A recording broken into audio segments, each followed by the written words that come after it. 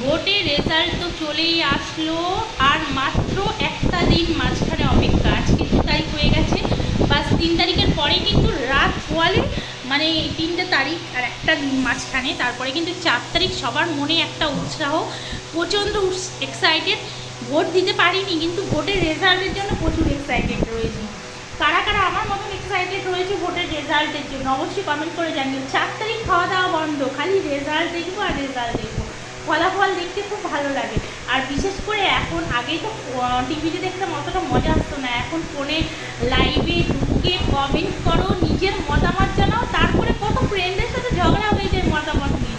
ভীষণ এনজয়, ভীষণ যাই। 2 বছর পরে আবার এসছে সেই রেজাল্টের দিনটা, চলে আসতে চলেছে।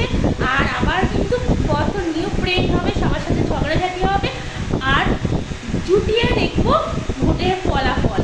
সবাই কিন্তু চলে আসবে, ওকে। আর তোমরা কে কাকে ভোট দিলে অবশ্যই কিন্তু কমেন্টে বলো। জানি কেউ বলতে পারবে না, তবুও যদি পারো অবশ্যই বলো কে কাকে ভোট দিলে। আর আবার আসছি তোমাদের সাথে নেক্সট ভিডিও নিয়ে, ততক্ষণের জন্য সবাই ভালো থেকো, ওকে, বাই বাই।